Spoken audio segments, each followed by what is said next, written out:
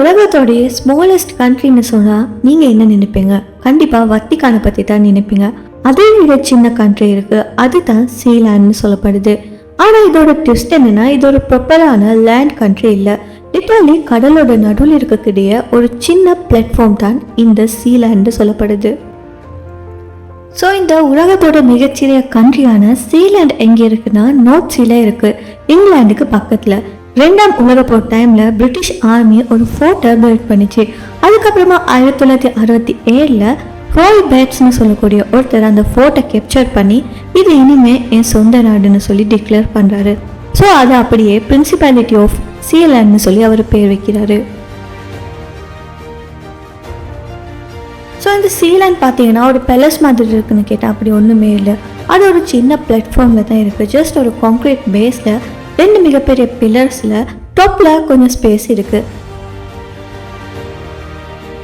ஆனால் இந்த bats family பார்த்தீங்கன்னா இதை முழுசாக ஓனர்ஷிப் பண்ணிவிட்டு ஃப்ளாக், பாஸ்போர்ட், கோயின் இதெல்லாமே டிசைன் பண்ணியிருக்காங்க சீலாண்டுக்காக. லீகலாக யூகே கவர்மெண்ட் முதல்ல இதை சேலஞ்ச் பண்ணிச்சு. ஆனால் கோர்ட் என்ன சொல்லிச்சுன்னா, இந்த ஃபோர்ட் இன்டர்நேஷ்னல் ஹோட்டலில் இருக்கிறதால ஸோ டெக்னிக்கலி யூகேக்கு இதுக்கு கண்ட்ரோல் கிடையாதுன்னு சொல்லி ஸோ இதே சீலாண்டுக்கு ஒரு கண்ட்ரி மாதிரியான ரெகக்னேஷனை கொடுக்க ஆரம்பிச்சிச்சு. இப்போ சிச்சுவேஷன் என்னென்னா, இந்த சீலாண்ட் இன்னுமே ஒரு மைக்ரோநேஷனை தான் இருக்குது. யுனைடெட் நேஷன் கூட இதை ஒஃபிஷியலாக கண்ட்ரி ரெகக்னைஸ் பண்ண விரும்பலை.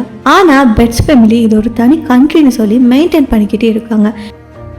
இங்கே இருக்கிற பெர்மனண்ட்டான சிட்டிசன்ஸ் பார்த்தீங்கன்னா ஜஸ்ட் ஹேண்ட்ஃபுல்லாக தான் இருக்கும். மோஸ்ட்லி பெட்ஸோட ஃபேமிலியும் அவங்களோட அசிஸ்டண்ட்டும் தான் இருக்காங்க. அதுக்கு மேலே சீலாண்டில் ஆன்லைனில் டைட்டில்ஸ் வாங்கின சிஸ்டம் இருக்குது. அதாவது நீங்கள் வெப்சைட்டில் போய் லார்ட், பேரோன், டக் மாதிரியான டைட்டில்ஸை வாங்கலாம். நிறைய பேர் இந்த ஜஸ்ட் ஃபன்னுக்காக வாங்குறாங்க.